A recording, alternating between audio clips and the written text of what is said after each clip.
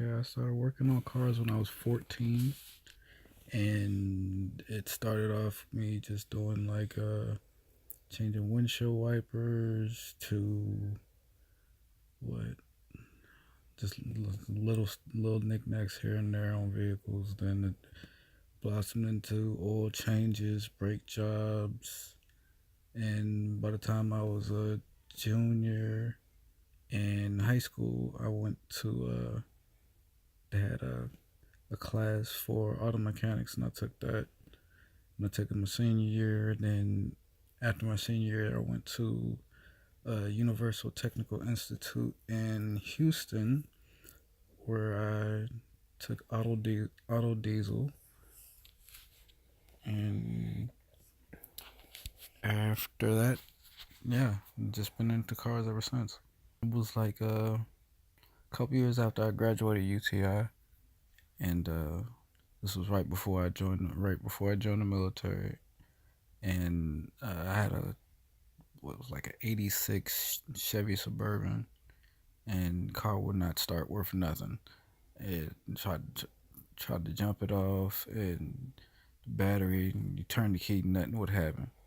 And I was getting ready to move, and it was a horrible situation because that was my only vehicle. It was the only means of transportation, and I couldn't figure out the problem.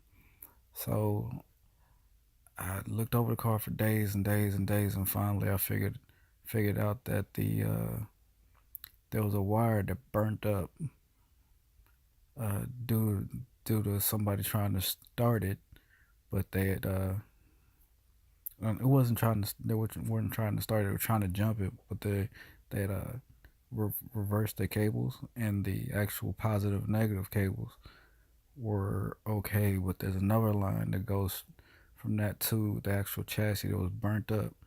I saw it, switched the cables out, put a new cable on, fired right up. Yeah, yeah. Like recently, well in 2016, I went to Mobile Technical Institute to learn how to do wrapping, which is like vinyl on the outside of cars. You can use it on the inside as well, but most people use vinyl on the outside. And how to do automotive interiors. My goal is in the future to actually start designing and making cars from scratch. But it's a lot of steps you got to go in between that. You have to know the ins and outs and ups and downs of everything.